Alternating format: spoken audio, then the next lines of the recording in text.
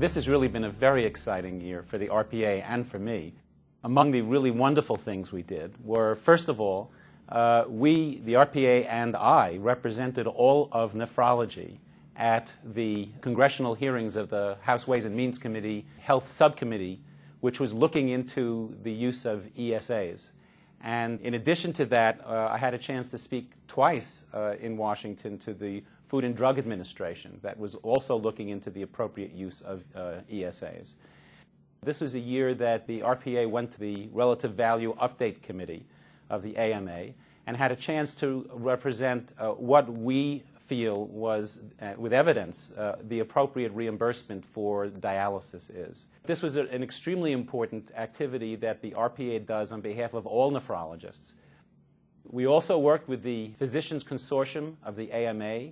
The RPA really took the initiative to be the organization representing all nephrologists in deriving appropriate and well-evidenced performance measures. We also advanced our advanced CKD toolkit.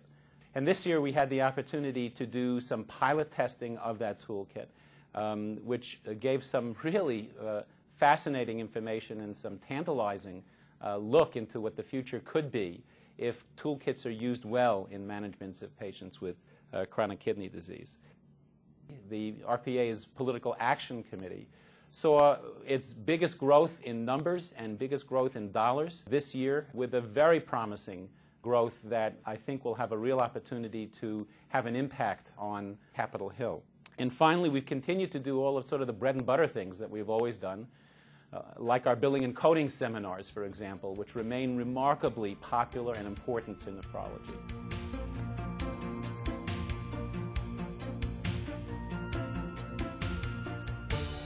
Well, first of all, many of the things that were set in motion this year will continue. I mean, for example, the testing of the toolkit. We now are fortunate enough to have the sponsorship and the plan to spin that out into 10 practices and to examine really critically whether it really results in measurable improvement in care.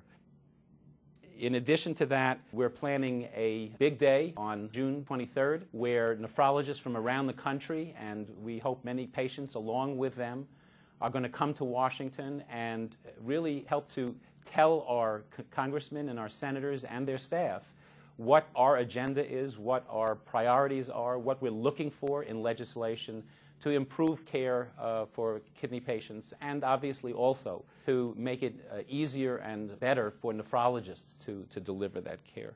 We're going to continue our work, working with the AMA Physicians Consortium, actually now testing some of those measures that were approved in this last year, and I hope be able to spin those out in a way that really shows improvement. But I think what's most important is that we're also prepared for the things that we don't know about that are coming this year. One of the things I really love about our organization, the RPA, is that we're really lithe of foot. You know, we sort of are prepared to understand when things come along, that we can respond quickly to them, that we can respond responsibly to them, and most importantly, that we can respond in a way that represents the best interests of nephrologists. So I'm looking forward to a year as exciting as my first year was.